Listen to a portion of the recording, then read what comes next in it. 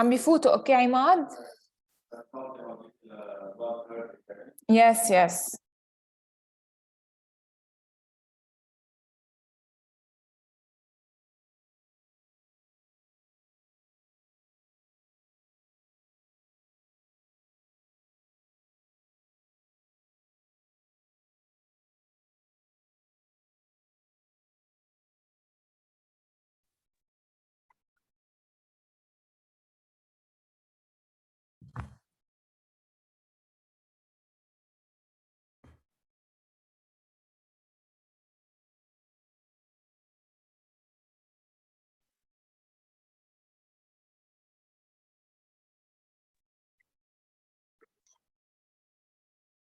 Hello.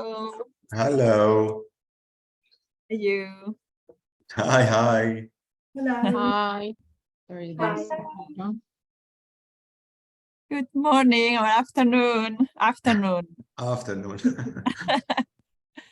Yeah, we are. Morning in Sweden. Yes, it's about noon. About. We are in the same time zone, so it's Yeah, you too. Yes. Yeah. It's the afternoon. We have a sunny day here in Geneva today. Hello. Hi everyone. Hello. Hi. This is Hassan Bibi from MSD. How are you? Hi. Are you recovered? Fine. In recovery status. Oh, I hope I'll be better day after day. Thank you so much. Of course. Hi, I'm Rosalia from CCCL. I'll be handling the account. Hi, Rosalia. Nice to talk Hi. to you. How are you? And I'm Imad. This is me. Hi. Hi. So the program, Laura, you know it. Yes. Now the recording, it's recording. The session is recording. I'll be sharing the link to download the recording out straight after the meeting, and then for KCF, because they requested to have it immediately. Dr. Andre just joined, so everything is set. Everyone. Can I hear your voices so we know that Hi. Hi. Everybody said hi. Hello. Madam Hannah Badama, she didn't join. Yes, she's here. Can we hear your voice, Madam Hannah, just to make sure that the microphone is working?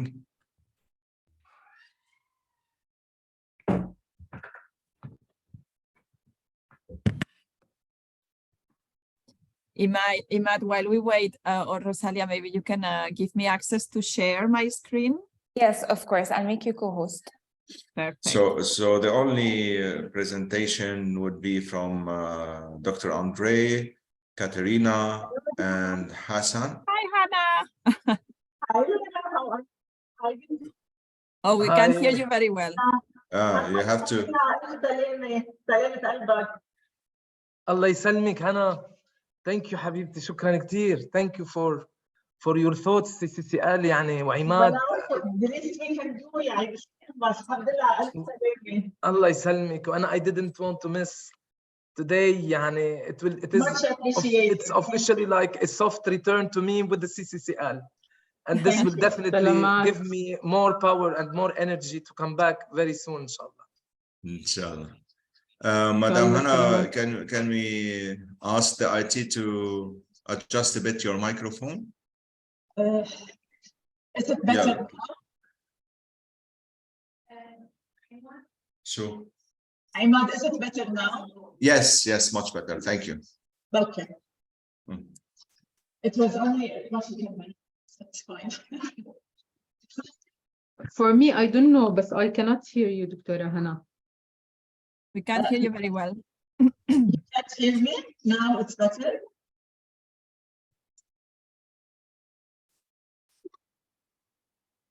Can you hear me, Nasreen? A little bit better. Not really, yani. But Better, yeah. but not really. Okay, Yeah. let me check. Yeah. And from me, Katerina here, I have the ability to share my screen for my presentation later on. Yes, sure. Yeah, great. Rosalia Yes, of course. Yes, I'll make you co-host when your presentation is due. Perfect. And thank same you. thing for Dr. Andre. I'll make you the host immediately when. Wonderful. Thank you so much. You're welcome. And to me as well, right? Yes. You have your presentation with you. Yes, I have it. Okay, perfect. Yes. Thank you. Okay, so Can just you to hear go. me better now? Okay, speak again, Hannah. Can you hear me better now? Yes, Yeah. Great. better.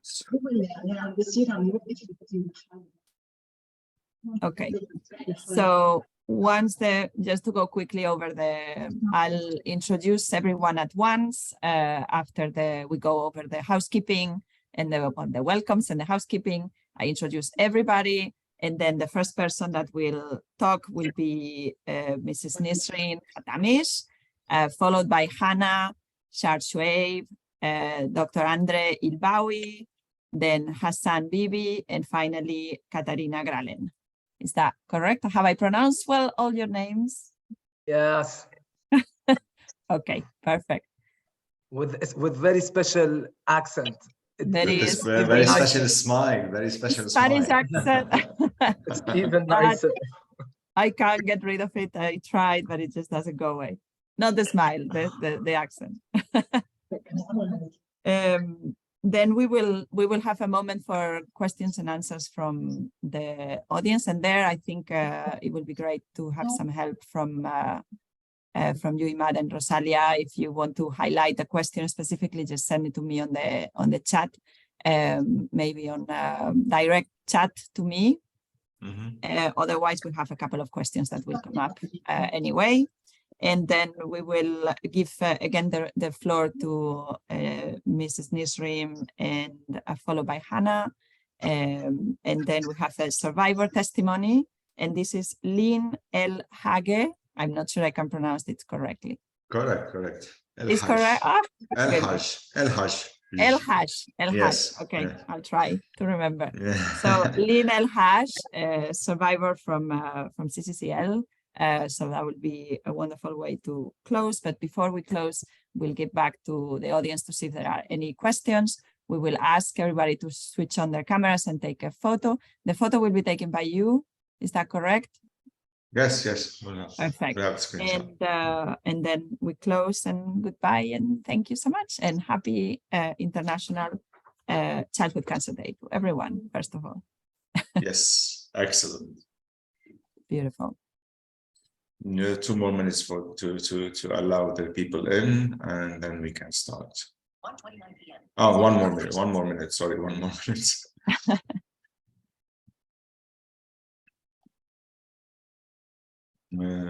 We can actually start letting them in now. Rosalia, if you want.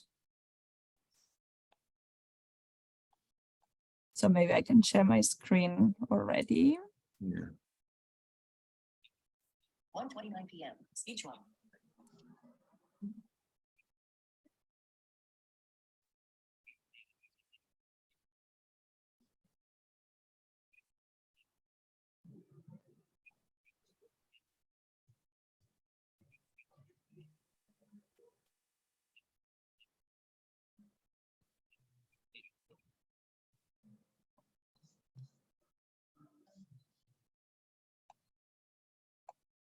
Welcome, everyone. I see that little by little we are getting everyone to join this event taking place today on International Childhood Cancer Day. This is to mark this special occasion in our February's annual calendar. And I mentioned February because February is a month that also sees the marking of World Cancer Day, which is also a day to raise awareness about cancer.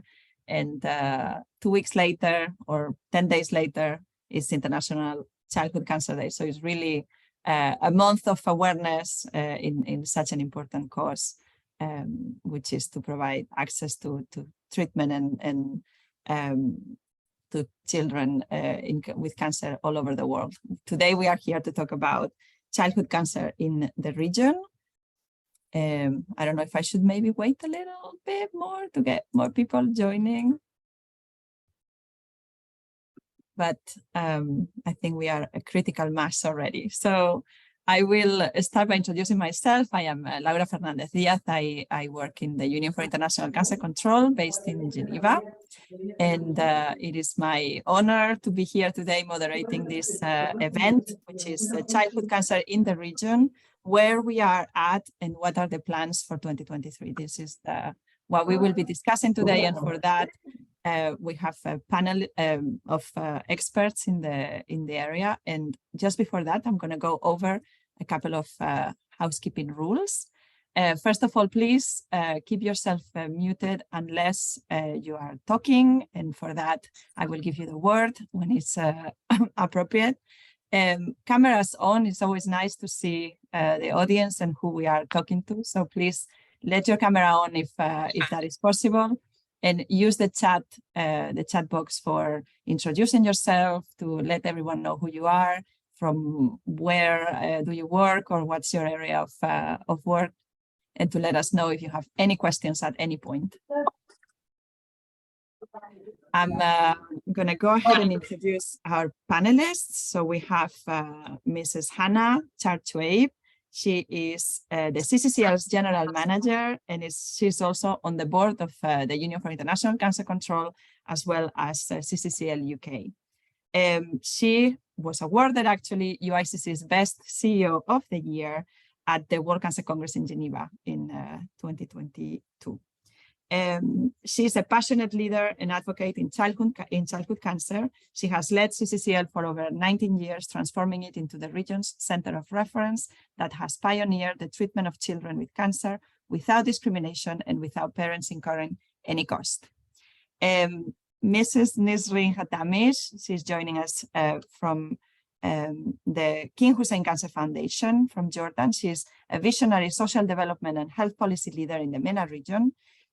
She leads with impact through developing novel strategies, and currently she serves as the CEO, CEO of the King Hussein Cancer Foundation, which is Jordan's largest healthcare NGO. She is a tireless advocate for cancer patients' rights and for their needs to be a top priority of policymakers. In her capacity as CEO, Mrs. Hatamish actively champions equal access to comprehensive cancer care for all people in Jordan and in the region, with a specific focus on refugees and other vulnerable groups. She will be followed by Dr. Andre Ilbawi, who is joining us from the World Health Organization. He's a technical officer in the Cancer Control Department of Non-Communicable Diseases Division of Universal Health Coverage. Dr. Ilbawi is a medical doctor and joined the WHO in 2015. And now serves as the focal point for the cancer program at WHO. He, amongst other initiatives, of course, Dr. Ilbawi led the launch of the WHO Global Initiative for Childhood Cancer in 2018, now being implemented in more than 30 countries. Dr. Hassan Bibi is the Director of External Affairs and Levant MSD Levna. Hassan has many years of experience in international pharmaceutical companies, and his expertise enabled him to be an active member of the pharmaceutical corporate world.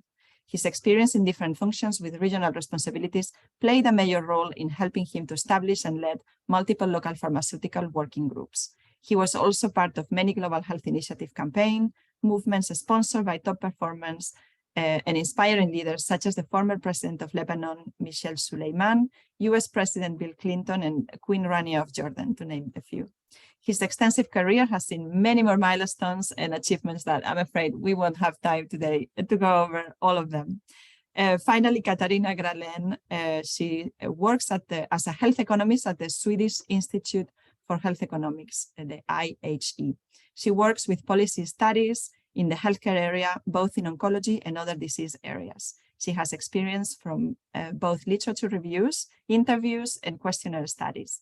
Katarina previously worked over 10 years in the government offices in Sweden. So first of all, thank the panel for joining us today. As you can see, these are all our panelists that will be talking with us. I'm going to stop sharing because I will, I will give the word straight away and without further ado to Mrs. Nisreen Khatamis. She's going to talk to us now, and Nisreen, the floor is yours. Thank you, Laura. Thank you, everyone, for attending and for being with us today. It's a very important day and it's a very important month. We are celebrating our efforts collectively at the global level and at the regional level to fight cancer, and more specifically, spreading awareness about the importance of adopting a healthy lifestyle and at the same time ensuring equal access for everyone to the same quality of care across the globe. So thank you everyone for your commitment for this cause, and we are here today in specific also to celebrate the International Pediatrics Cancer Day. We are all committed to make sure that our pediatric patients also have equal access to the same quality of care, regardless of their socioeconomic background and the living conditions at different levels. So to do so at the King Hussein Cancer Center and Foundation, first of all, I would like to give you a quick brief about our work. We are a comprehensive standalone cancer center that treats adults and pediatrics. Currently, we are treating 27,000 active patients. We receive 7,000 new cases annually, among which we have 500 pediatric cases. So although the pediatric cases are around 10% of our total new cases annually, however, we have specific programs and patient's journey for pediatrics, which is really different and it's comparable to the international standards. And to do so, we have different partnerships with medical partners in addition to the different partners in different areas.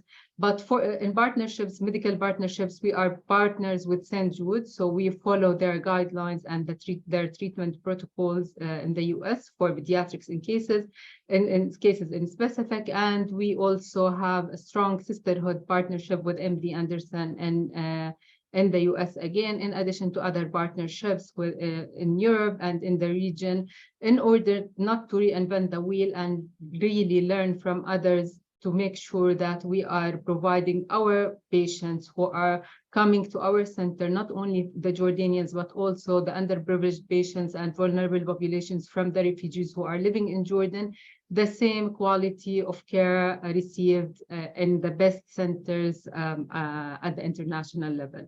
In addition, we invest a lot in our quality control measures.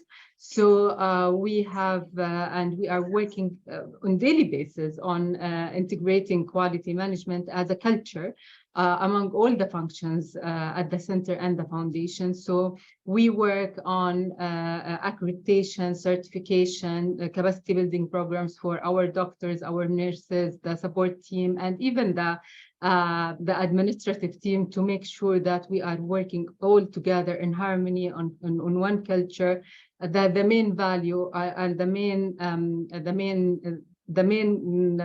theme of our culture is caring. So we are adopting a caring culture. We are taking care of the patients and their families and their support family members to make sure that the patients are going into this journey with full support, not only within our premises, but also a support from the community. And to do so, we also work with the community with different interventions at the community level to make sure that everyone is there to support the patients and their families during this journey, as I mentioned, but not only to support the patients, but also to work on adopting healthy lifestyle to prevent cancer and promote early detection of cancer as well.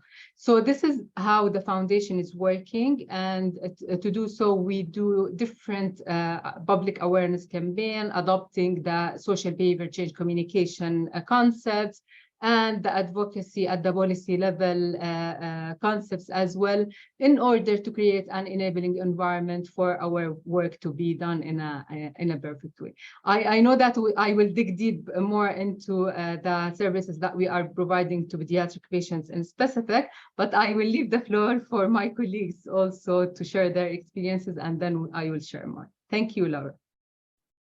Thank you so much, Nisreen. We will hear now from Hannah Charchwave. Please, Hannah, the floor is yours. Good afternoon, everyone.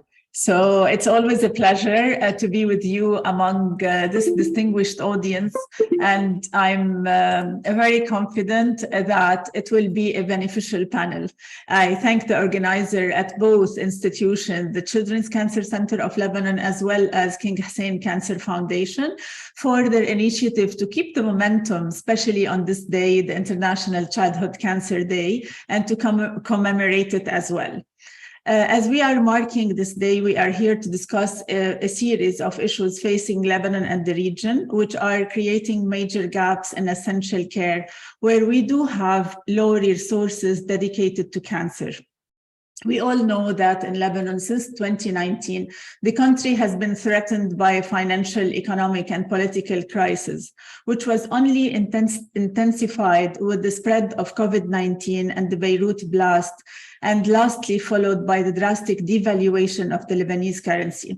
All these circumstances has put the Lebanese healthcare and other services such as transportation, food security, infrastructure, and the basic needs all at a very high risk.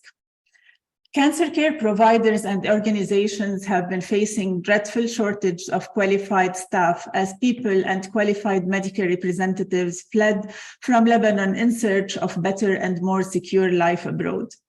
Nevertheless, we at the Children's Cancer Center of Lebanon, our main objective remains to ensure that every child with cancer in Lebanon and the region has access to adequate treatment. And which also applies to thousands of refugees.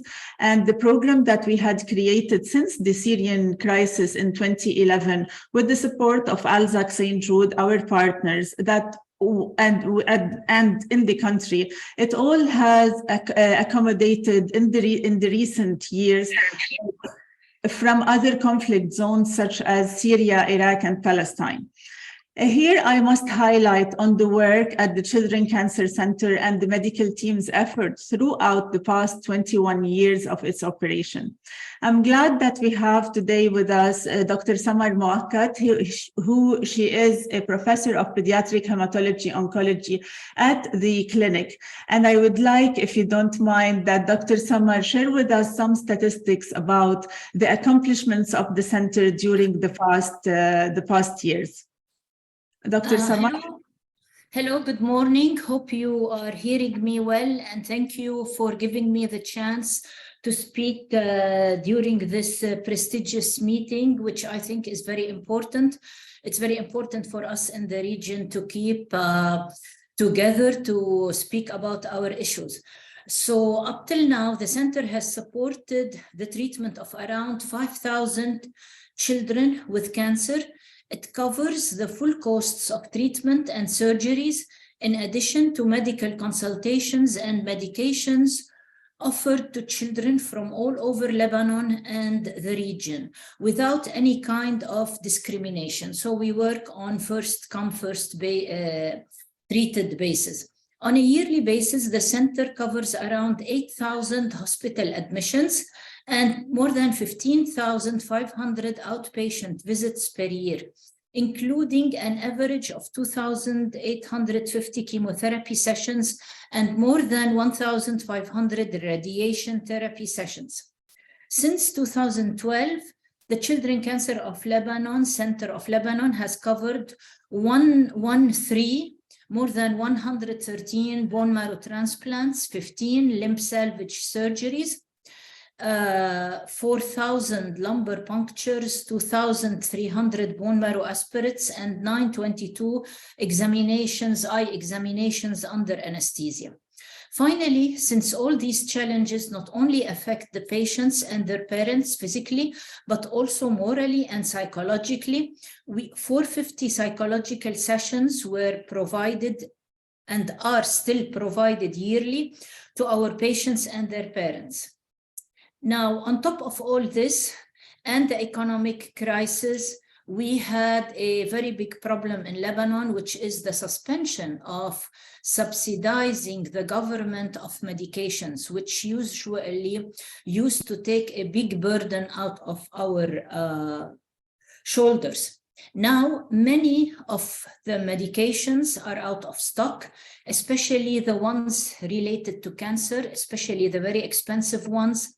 And this forced cancer patients and organizations to purchase the needed medications from abroad at a very, very high cost.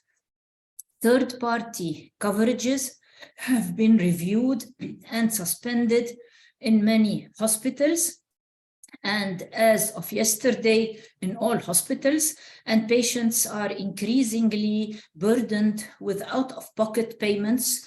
Of course, this does not happen at the Children's Cancer Center of Lebanon, but all over Lebanon, people going into hospitals are paying out of pocket. So this is all on the this is all extra burden on the shoulders of the Children's Cancer Center of Lebanon. We are noticing more and more that cancer patients are turning to civil society organizations and NGOs for support in covering not only treatment costs and medications, but also the basic needs such as food. And I would like to mention that organizations in cancer care and other similar organizations are facing a real issue. If the whole country is facing a real issue, what about a cancer organization that treats free of charge? So we have all over the country a problem of survival.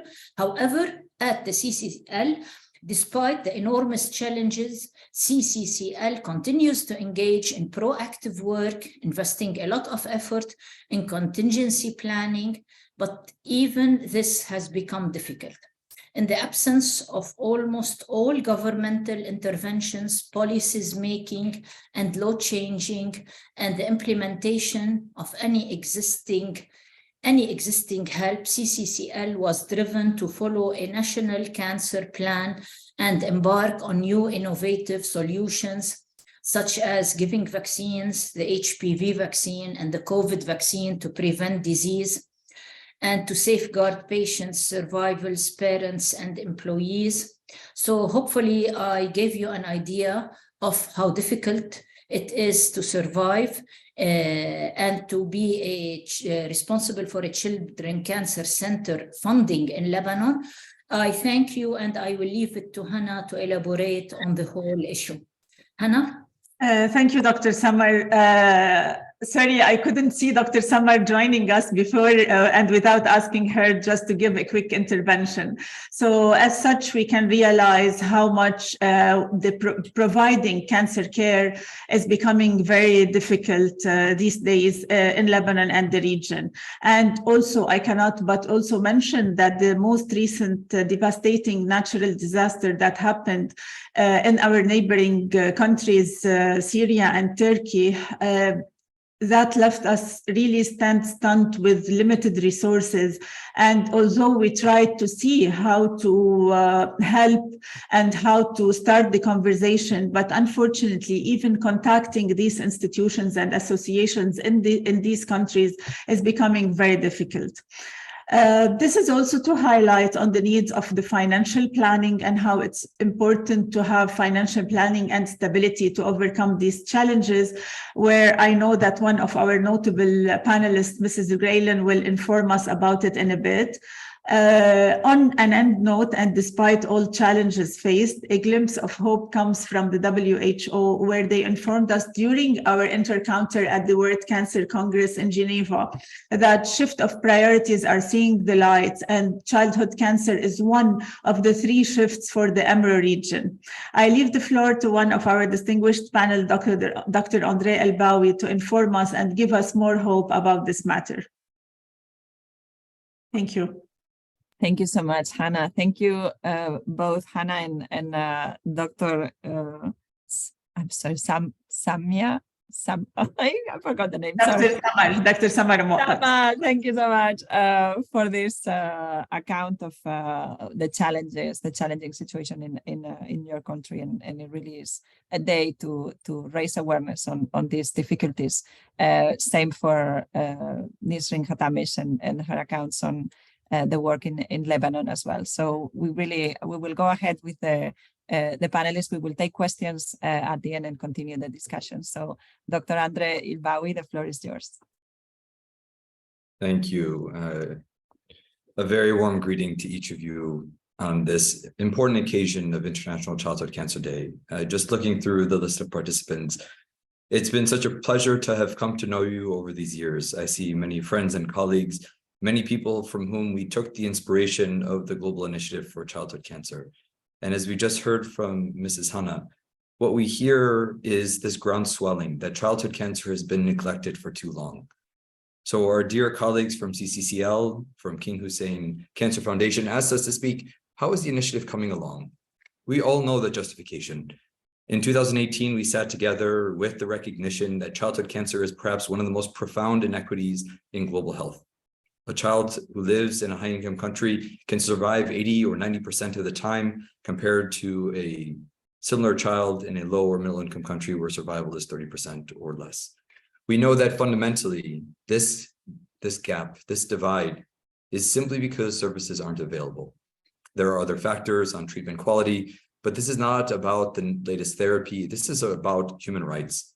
This is about basic cancer care not being available in most low and middle income countries simply because it has been ignored, neglected, and underfunded.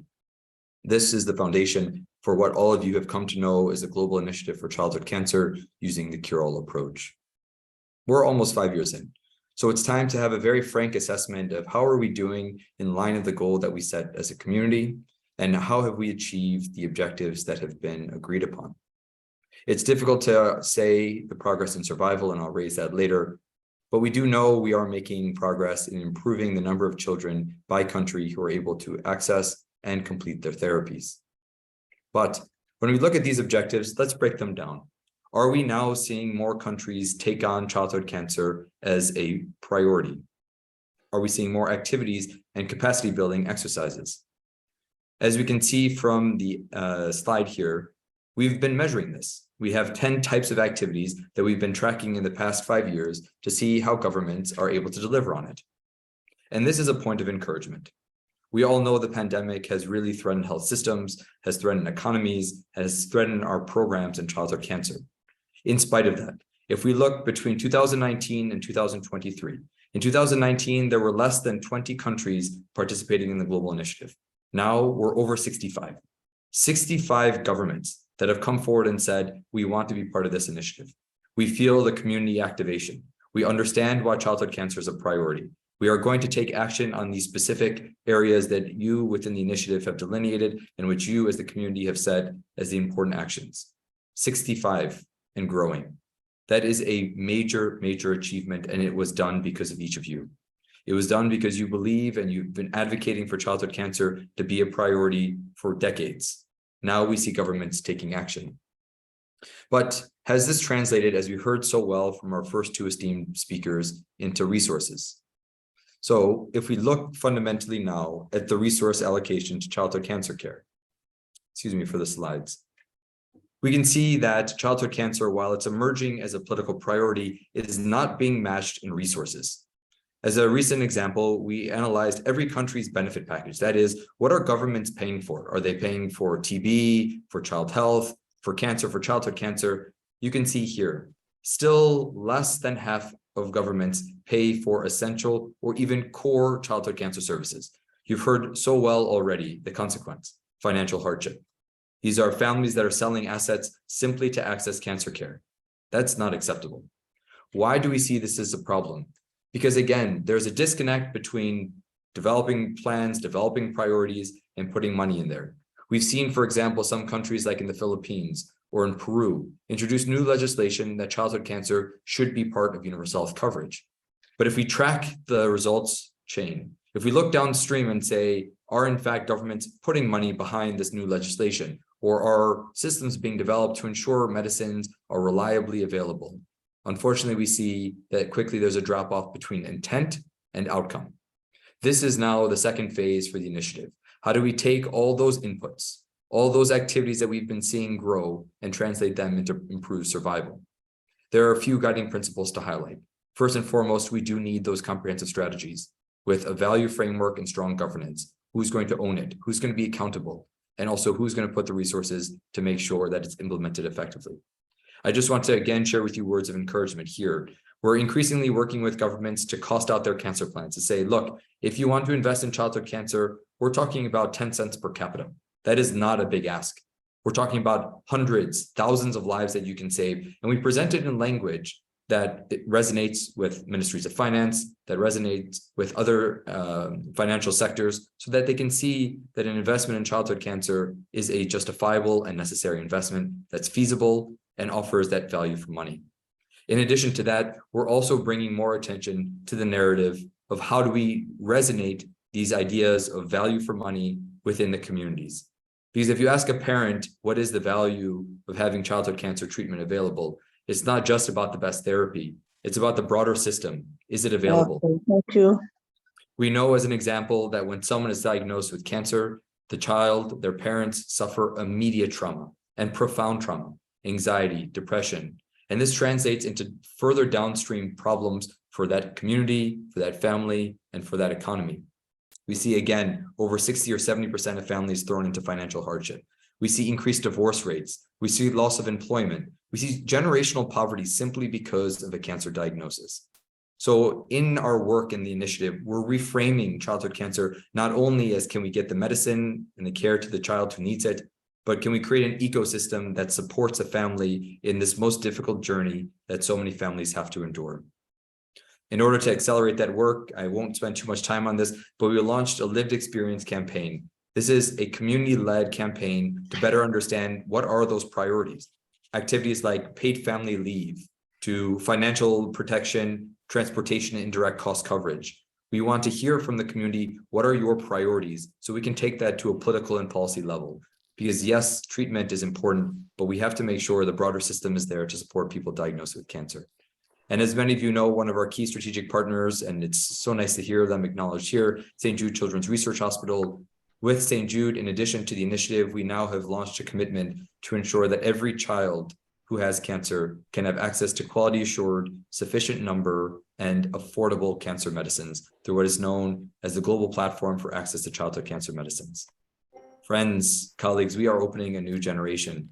It is so encouraging to know that we are able to achieve this and we're able to deliver improved care for our children, for our communities, and beyond.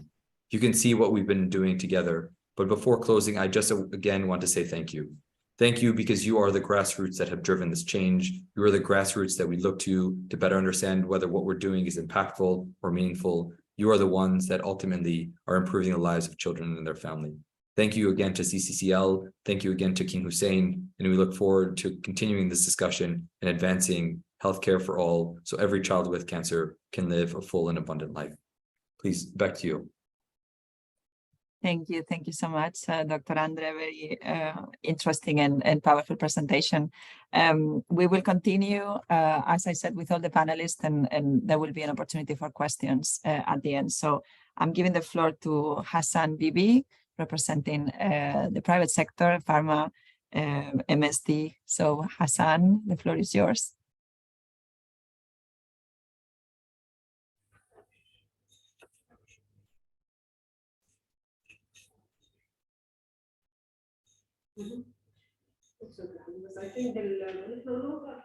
Not sure if we can go straight to Hassan. Maybe Katarina, if you are ready with your presentation, maybe we can continue with you. Thank you. Okay, so you want me to start and we do Hassan afterwards? Exactly. Okay. Thank you.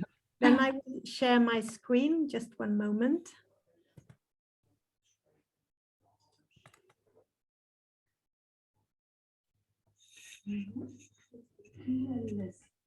And I hope you can see it now. Great, thank you. And thank you so much for this kind invitation. And it's my great honor to be here today and participating in this panel with all these honorable people. And I also want to thank both foundations for arranging this panel. So I will present the IHU report, Cancer Care in the Middle East and Africa.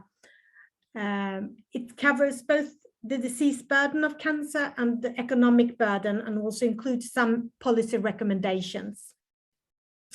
Covering 9 countries in the Middle East and Africa. It's South Africa, Morocco, Algeria, Egypt, Lebanon, Jordan, Kuwait, Saudi Arabia, and the United Arab Emirates. So why is the fight against cancer so important? Well, we do have the disease burden. We all know that historically the number of patients has increased. And from this figure, we also have the data from the Global Cancer Observatory, WHO, that the estimates for the future is that the number of new cases will increase from 410,000 in 2020 to 720,000 people in 2040, and the same goes for mortality. It will almost double. So we really want to do something to avoid this and work together. So the increase will also increase the population will age, and also we have the increased risk of smoking and obesity. And it's also one of the leading causes. It's the second in these countries after cardiovascular disease. So it's a big burden on society. So in addition to the disease burden that we just saw, we also have the economic burden, and it was mentioned by previous speakers. If we use a societal perspective, which is a bit broader, we include 3 types of costs. And it's the direct costs and indirect costs and informal care costs. And the first cost is the one we normally think of, the healthcare resources such as personnel, the cost of drugs, equipment, measures, etc. That could be either publicly paid by tax or insurance, or it could be privately paid. But it is also very important to add the other 2 costs, the indirect cost, and that is the cost for lost productivity, because when a patient is sick from cancer or other diseases, they can't work. And also the patient pass away prematurely. We lose that addition to productivity in society.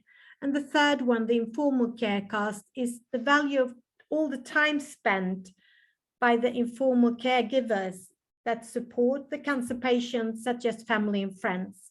And especially the latter 2 costs that are extremely heavy when it comes to children, as if a child passes away prematurely, we will lose that potential future addition to society. So those parts are very important. And also this societal view, including all the 3 costs, is very important, as it helps understand that the public spending on cancer care, that is the direct cost, it's actually not a cost. It could be seen and should be seen as an investment, because it improves health, and thus it can reduce the indirect cost and informal care costs in the future. So this is a strong argument for public spending and the investment for healthcare, because it will save money for society as a whole in the end. And I think it's also a very strong argument for public spending, and that it could be used in dialogue with stakeholders and policymakers. So how should we go ahead to achieve this? We need to tackle it in a comprehensive way, and we have 4 key areas of cancer control: the prevention, early detection, diagnosis, treatment, and survivorships. And the first 2, they reduce the cancer risk from the beginning. while the early detection, diagnosis, survivorships, they improve the cancer care, survival, and the quality of life.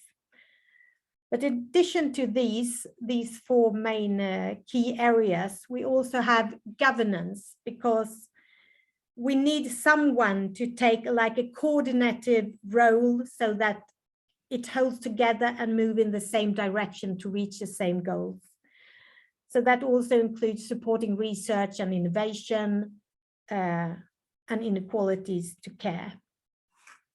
So on the positive side, we have, in terms of finding money for these to invest in cancer care, for the region, the Middle East and Africa, it's in a very favorable position in these coming years for the next 20 years, as you can see from this figure, because in this region of the 9 countries, the share of the population of working age is stable over time and actually a bit increasing. The orange block in this figure. So that means that it generates, it's with the working big share on working population, it builds a strong economic situation to generate taxes, and these taxes can then be used to invest in cancer care and health care, and also implementing the preventive measures. Now when the population is young, then you will benefit that in the future when people are old and are more prone to getting cancer. So how do we go along to do this? The general steps to improve cancer care could be to measure and understand the disease and economic burden of cancer that we just looked at, and the IHE report, that is, I will share the link with you in the chat afterwards.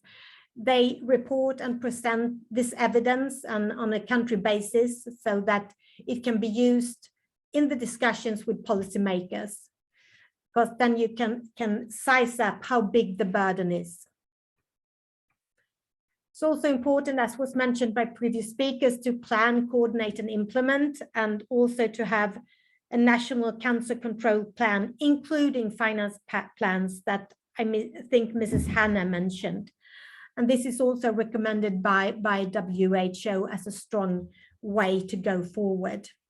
And in this report, the IHE report, we also provide 20 to 30 recommendations per country on how to strengthen the cancer care situation. And also, finally, it's very important to monitor and evaluate actions on cancer control, because if you just have a plan and a document, but you don't follow it up, it could be more visual situation. You need to ensure that the work benefits the patients. And for that, it's very important to have cancer registries that are updated and established for these purposes. And again, what are the other recommendations related to these 4 key areas that we saw? For prevention, we could work with fighting obesity, unhealthy lifestyles, also including vaccination programs for HPV. And this is especially important when we have a young generation, because that will benefit society in the end. Regarding early detection, improving health literacy, so that the population and the people know what to look for and what to be aware of. Also, breast cancer screening and other screening programs are very beneficial. Ensure good cancer care and access for all residents, also in less populated areas. And regarding survivorship, to increase access to psycho-oncology and also support the informal caregivers. When it comes to governance, we can aim to reach for the WHO spending target on 5% of GDP, and also, as mentioned before, strengthen cancer registration so that you can follow up on all the policies and see that does this really benefit the patients and do we see an improvement? And we want to stress that cooperation is vital. And this is today's meeting and the panel is a great example of that. To sit down together, bring back everyone to the table, the different stakeholders, talk and discuss on the best ways forward. So, and as I mentioned, the full report from IHE is able to download for free, and I can share the link for the ones who are interested. So thank you very much for this opportunity to share the results. Thank you. Thank you so much, Katarina. And I really like ending in that note of promoting collaboration and cooperation, which is really what this forum is about, this meeting today and many others. I don't know if yes, Hassan, hi. maybe. Oh, wonderful, yes. wonderful. Yes, I'm really sorry for the technicalities. No, we always face some surprises, but it's good that Katarina did the presentation before me because I want to build on the cooperation as well. And this is why I'm representing now the industry to really show how much we can do together as a public-private partnership. So we as MSD, definitely leading pharmaceutical companies are unified around, and our purpose is of leading edge science to save and improve lives around the world. So I will try to share my presentation. Can you give me, can I share? I think so. Okay. So just somebody tell me if you see my screen. Not yet. Not yet. Okay. So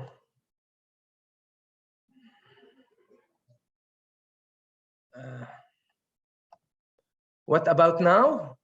Oh, it's starting to be there. That's it. It's all good. Go ahead. Okay, great. So as I said, I would like to begin with MSD purpose. So definitely we are, as MSD, driven by our purpose to use the power of leading edge science to save and improve lives around the world. As you can see, our legacy began more than a century ago and continues till today. From 1891 till 2019, you can see how much we really leading science towards a better future and better public health care future, where we started with the first diphtheria antitoxin introduced to 1936 with the chemists from MSD and Bell Labs synthesized to 1940 establishment of animal health, and then MSD begins to until we reach definitely 2011 from an MSD for Mother established to reduce maternal death, a worldwide introduction and initiative, then to 2019, where along international agencies and governments, we help respond to Ebola, to a outbreak. In the oncology side, we work to invent world-class cancer isn't just as treated, but cured. So our goal is to translate breakthrough science into innovative oncology medicine to help people with cancer. More than 100 million patients who have been treated with the commercially available Merck, also oncology medicine. We also, our is also to deliver healthcare of tomorrow, okay? So, excuse my, I'm not really accessing my, so our responsibility is really to deliver healthier tomorrows through our medication and vaccine that can help patients and communities around the world, and definitely in our region within Levant and Lebanon. We work for the future where cancer isn't just treated but cured. We are proud to deliver breakthrough innovations in oncology to help extend lives and patients. We believe we have an important role and responsibility, and this is admire the cooperation between different stakeholders. It's not about only the healthcare system. It's not about only the government. It's not about only the healthcare, let's say, companies. It's not about only science. It's about NGOs. It's about the patient's voice.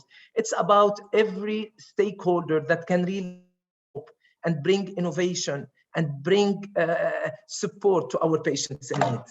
So the legacy of MSD is really big. So as you can see, we also focusing on making certain disease a thing in the past. And this is why we are today and happy to contribute in this panel. And sorry, I didn't start with thank you. A big thank you to CCCL, to all of you, to really bring MSD in the panel, to share our purpose, to share our goals, and to share our ultimate objectives toward our patients.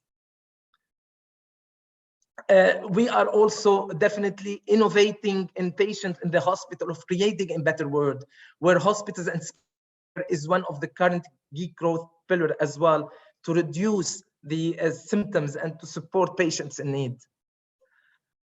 Again, sorry. So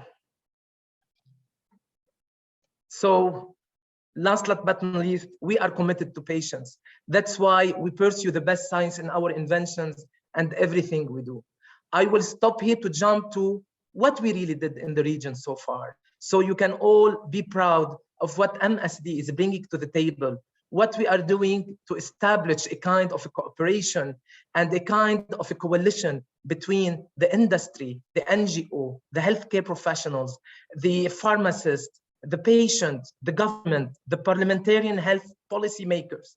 So let me jump to the other slide deck, if you allow me. I hope it works. I will stop share. I will open it. Okay, so, all right.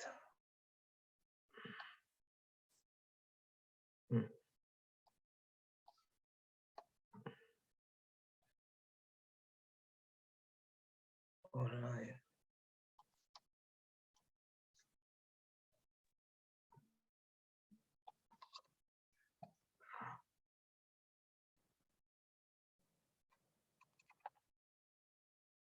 Do you see the slides?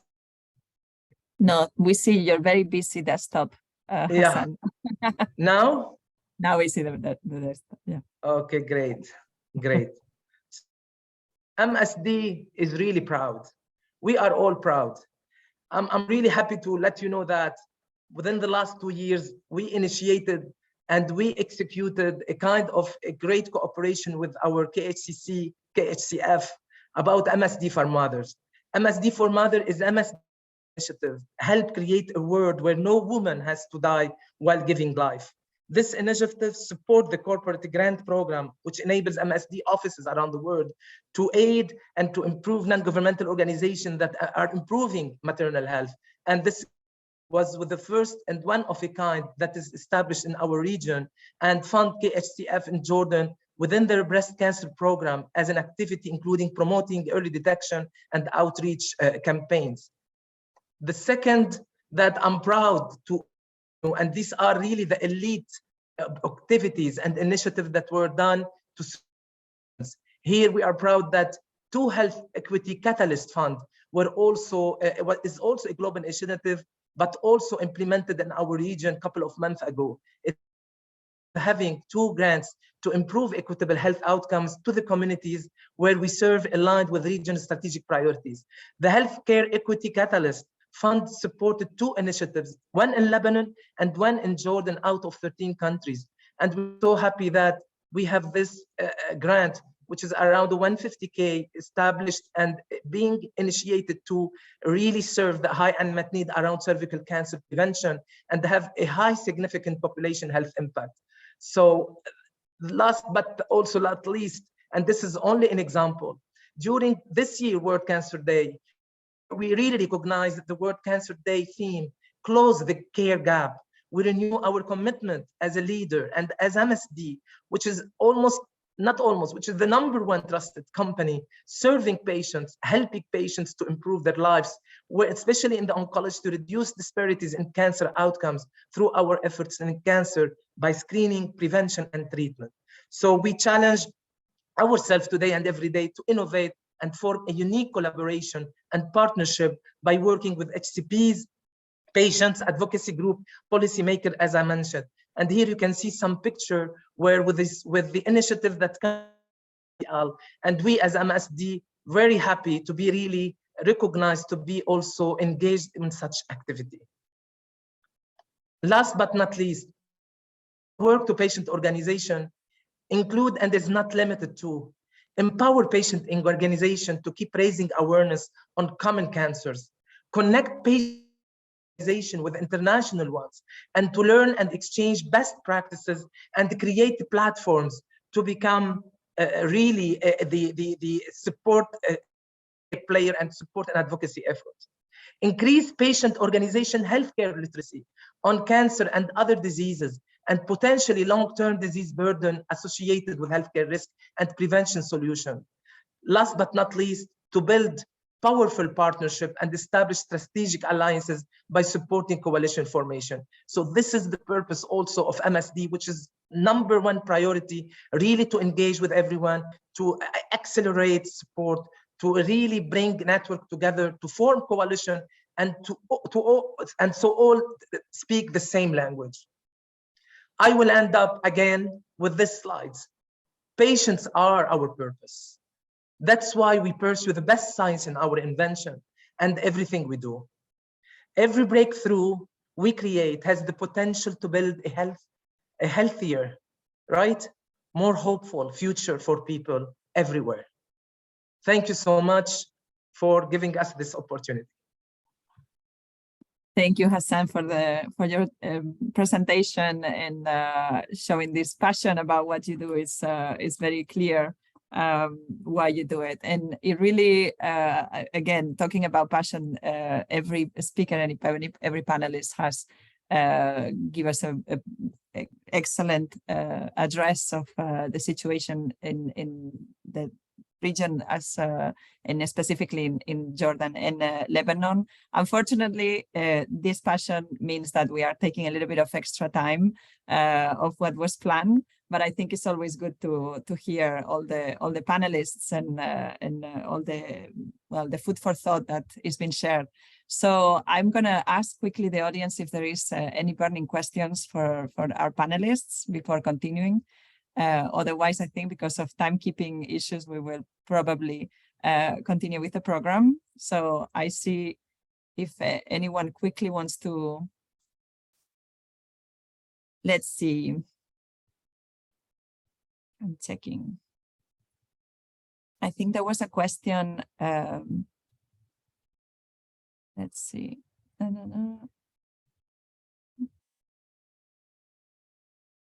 Sure. I can see any questions. Okay. I think there was a question raised earlier on around the workforce, but I think maybe given the next part of the discussion, we'll go back to Nisreen and Hannah. Maybe you can take that forward in your address. So perhaps I'm going to give the word to Nisreen again. And, thank you, Laura. Thank you for the inputs from my colleagues. Actually, it's really inspiring to me to know that all these efforts are being made by the private sector, the non-governmental organizations, the international organizations, for one purpose, which is really to ensure equal access for all patients in the region and at the global level, and to make sure that equity and equality in cancer care is guaranteed through our efforts. So yes, the patients are our purpose, all of us, the patients, and their rights and their well-being and their mental health is also a priority for all of us. And that's why we are today here. From here, I want to continue about the efforts that we at the foundation and the center are doing with regards. I mentioned a lot about the quality of care that we are providing. But I want to zoom in the part of the mental health and the psychosocial support that we are providing for the pediatric patients in specific. So psychosocial support is a main element and the primary element of our interventions with the patients and their families. So for the pediatric cases in specific, one of the major things that we were thinking a lot of is the continuity of education while getting treatment for the kids.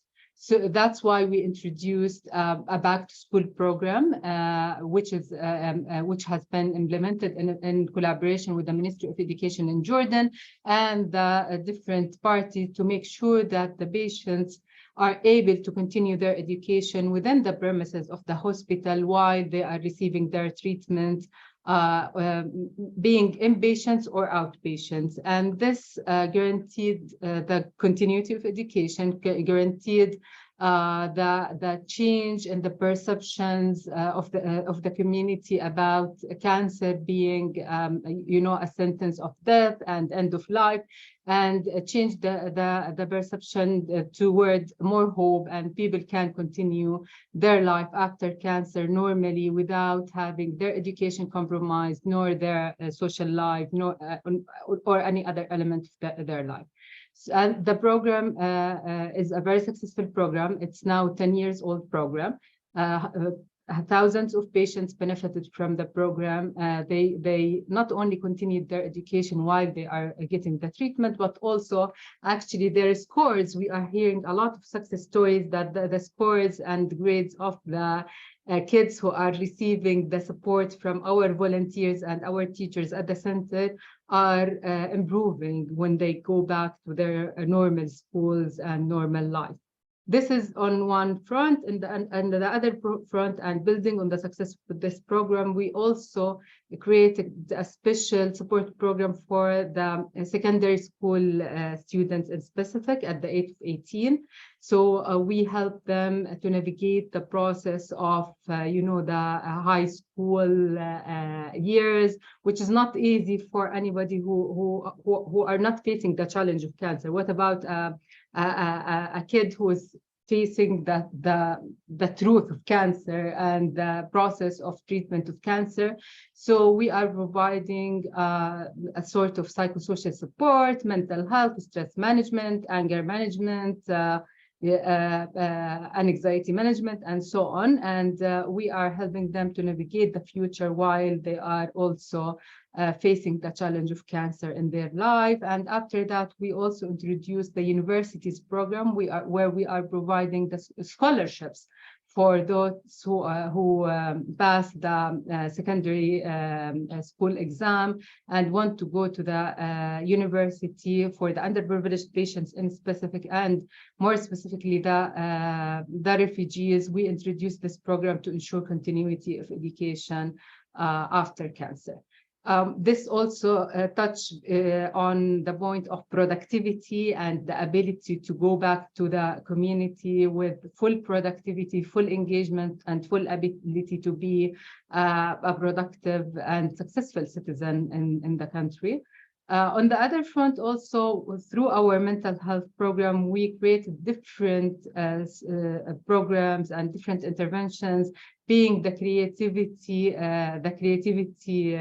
program or creativity therapy program, dreams come true, music therapy, and other kind of programs and interventions through which we are fulfilling wishes for more than 3,000 patients so far, providing different kind of supports for and activities and engagement with the communities in different ways and different forms. The most important thing about all these programs is really the collaboration between the community, the private sector again, and other governmental and non-governmental organizations. All of us are working with one goal, which is really giving the most that we can do for the patients and their families. Thank you so much, Nisreen. Hannah, perhaps you want to add a little bit about continue the discussion. Exactly. I'm very, very glad that we have joined all together and organized this panel, because you see that the importance of such days where we can all gather together to put emphasis on these collaborations, and as well to see how we can commemorate and highlight on the importance of these days, and to highlight also the importance of these activities and collaboration. So thank you, King Hussein Cancer Foundation, for taking the time and organizing this along with our Children Cancer Center of Lebanon team. And in this day, I will add up to what Nasreen just mentioned. Honestly, the panel was like so rich in content, and it put the emphasis on these collaborations. And I want to thank the MSD for sponsoring the event of lighting the monuments with the Children Cancer Center on the World Cancer Day. And today we will be lighting also the Raushi Rock, but with the gold color, and also with the support of MSD. So the activities that Nasreen mentioned also are very important. And this is a program where we at the Children Cancer Center of Lebanon have it long time ago. And our patients were this week creating the letters of the ICCD in an artistic way, like I don't know if you're seeing the photos of these activities, as well as the expressive activities that are being performed at 5 partner hospitals. And here it's important to highlight on these collaborations, because these programs were established in partnership with some governmental institutions, some ministries, and some international organizations. So we have these programs funded from these organizations. Such days are important because this is the beautiful work of the children that they have done in the past week, and we also email our supporters on these occasions to highlight their importance. And we continue with our prevention approach by raising about childhood cancer and the HPV throughout the month. We also encourage supporters to participate for the rest of the month in the CCI hashtag through their hands, the Tree of Life. So as ways out of the situation, I'd like to mention some points that are really interdependent and need to be worked on all together, because we have to encourage the private sector and the philanthropists to include funds as part of their CSR programs and commitments. So this will help the NGOs in a very beautiful way how things can be done, and to increase and emphasize on the role the global stakeholders such as the WHO and the United Nations, where they can enforce recommendations and strategies. And this, if we also relax the need to relax the bureaucracy of regulatory institutions such as the FDA and CDC, similar to what had been done during the COVID pandemic, because when everybody acted together and acted quickly, we saw like the vaccine matured in quite no time. So this is also how we must convince governments that putting money in the health system will yield good return on economy, on the budget, on the health system in general, and also to encourage all the civil societies and the patients active group, who are the most important ones, because they are the implementing arm of these policies for the governance, for prevention, diagnosis, awareness, and all the cancer spectrum. As well as patients and their families have to be included into any of the discussions that are being done that are being done with the international institutions such as WHO or the UN health strategies. I think these 5 ways are very interrelated, and whenever you have funds, it will be very useful but these funds are not enough if you don't have like a foundation to embrace this cause, and then embracing this cause will not be like beneficial if you don't involve other stakeholders. And this is why you see it in order for them to issue recommendations and to implement roadmaps. And no roadmap can be implemented without this coordination of everyone all together. So we see that these are all interdependent, and you see the importance of these collaborations. And our panel today is a clear example of these collaborations, to the beautiful work that these collaborations can lead to. And I guess this is all. If anyone would like to have any other questions, it's fine. Thank you so much, Hannah. And yes, exactly. I couldn't agree more. This panel today is an expression of pure collaboration in incorporating all the stakeholders in the sector, which is so important to achieve the objectives that are, at the end of the day, the heart of what we do, which is cancer patients and access to treatment and closing the care gap in cancer. And achieving, that all children have access to treatment, because we know that figure that Dr. Ilbawi was sharing earlier on inequity in childhood cancer is just impossible to accept.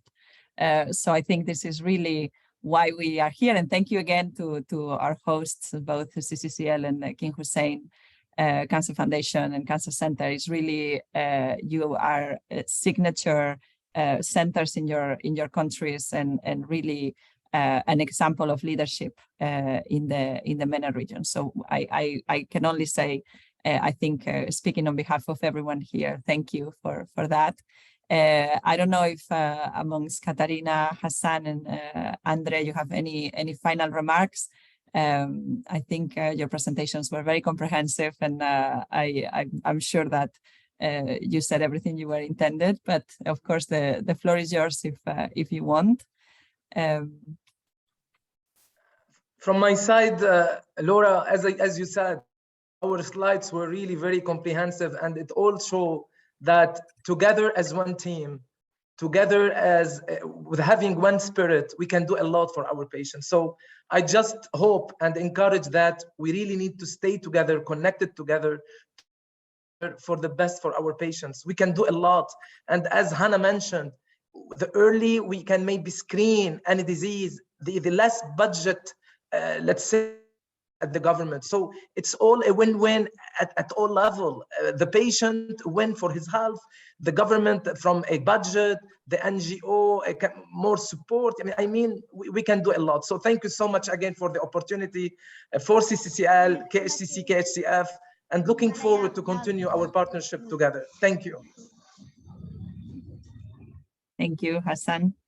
I don't know if Andre, Katarina, if you want to have to say a final word. We have a survivor from childhood cancer today as well amongst us that will share some words. But before I introduce her, that is joining us right now, I just wanted to quickly wrap up the panel. So, Dr. Andre, I see your mic is off, so please go ahead.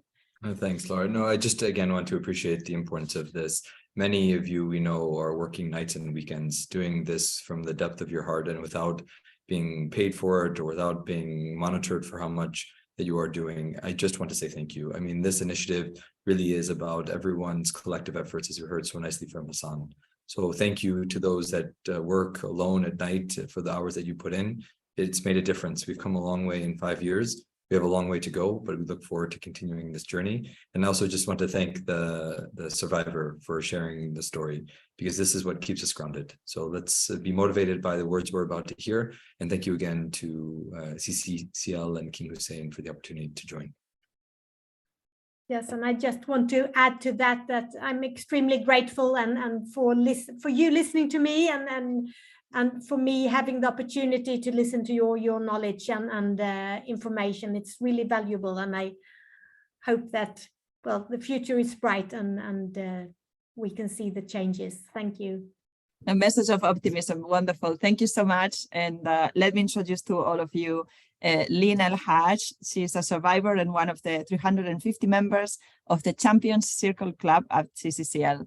Today, Lynn is pursuing her study at university, and she's looking forward to becoming a clinical psychologist to help patients with cancer. Lynn, welcome, and go ahead, please.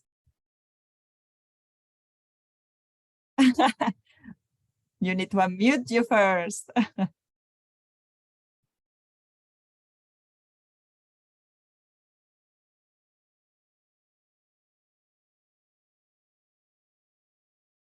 Not sure if we can connect.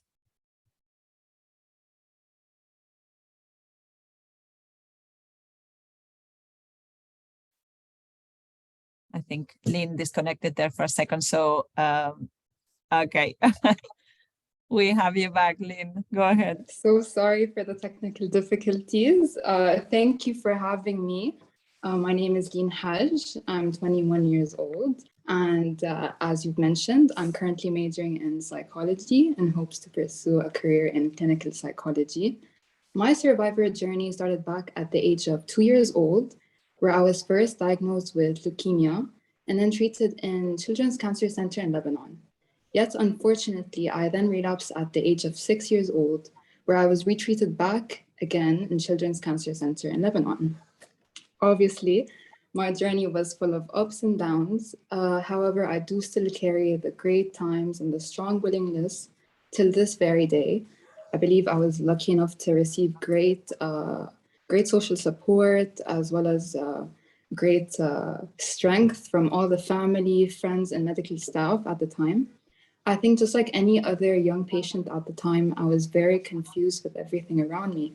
Just like being pulled in and out of school, spending several days in the hospital and whatnot. However, my parents' guidance and strength really did naturally motivate me to keep a positive outlook, despite how uneasy it was to process at the time.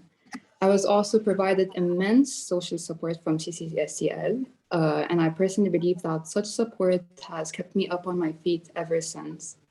And CCCL played an important role in always keeping a patient busy with various productive activities and events just to distract you from any form of pain at the time. And I do strongly think that CCL have and always will advocate for patients' rights, for affordable treatment, especially at these current times, and facilitate the process for access for treatment. And such determination reflected through the Children's Cancer Center family in Lebanon, and the morals that they have always held on to has assisted my family and I at the time as well.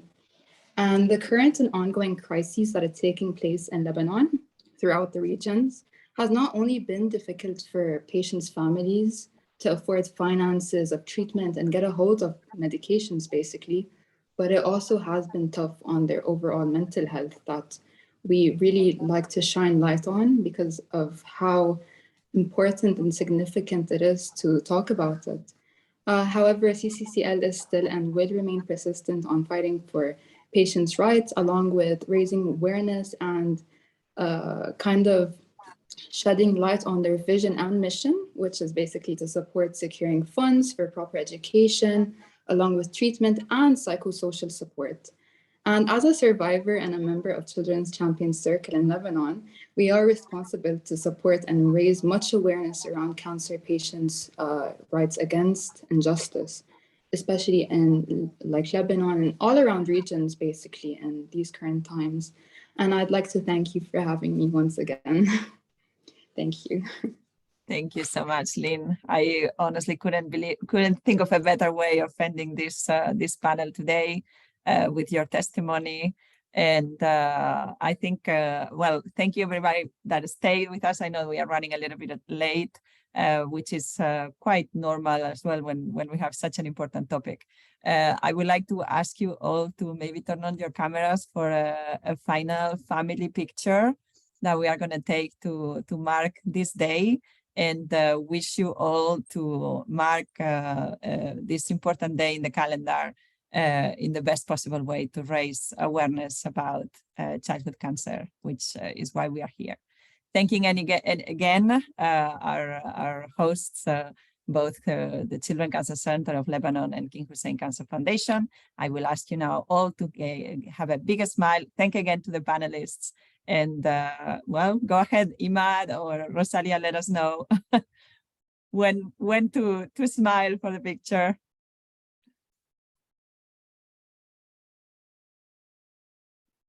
Yalla, come yeah. 1, 3, 2, 1 actually.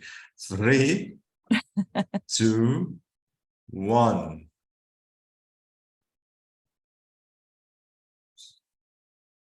Wonderful.